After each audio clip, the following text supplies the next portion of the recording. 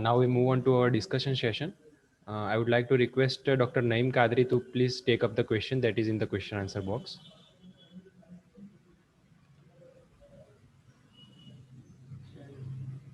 Dr. Naeem Kadri. Okay. So the question is for Dr. G.R. Sridhar sir. So Sushil Patel sir is appreciating your lecture and he is asking that what is your take on using AI at remote or difficult to reach places for diabetes management? Or and he further adds that any further hope of AI in diabetes food screening? Please, sir.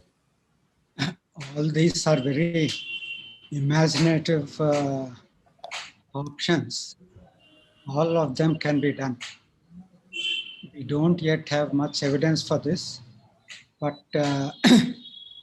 if you can put across your ideas, once you can bring about evidence, it's possible to do all what you're mentioning. There has been some studies on trying to look at diabetic food, and one of the main chief advantages of artificial intelligence is these methods can be exported to places where there are no doctors. Even for diabetic retinopathy, you can't get an ophthalmologist at all places, and then the quality control is not common all through. So what they do is they take an automatic picture of the fundus. They then send it to a server. The server has got a software which will be able to analyze the different parts of it. And in the absence of a specialist ophthalmologist, it will give a feedback whether retinopathy is present or not, or if it is present, whether it is significant enough so that the patient has to go and meet a eye specialist.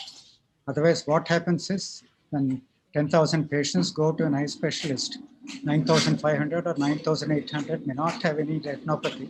And so the time is, in a way, quote unquote, wasted. So artificial intelligence will be able to cut down on this wasted effort. So your suggestions are very much doable, although we may not have them right away on our hands, but down the line, it's definitely possible. I think. Excellent lecture, Dr. Piyush sir. This is Dr. Sushil Patel. Yes. Just want to ask one question. What is the role of nutrition that is given in the multi-specialty hospital in the management of diabetes in the peri-procedural part? Because the nutrition part is also important to manage the diabetic ketoacidosis. Yes, definitely. Very good question. Because in my lecture, I initiate the talk with the very important thing that patient in perioperative phase may be having catabolism. And nutrition is one of the most important part, apart from insulin therapy, which actually reduces this catabolism. I have seen number of patients post-operatively not eating well, or even they are not liking hospital food. That's why they are undernourished actually in a post-operative phase. If it's a surgery is like that, patient has to stay only 1 or 2 days in the hospital, that is fine.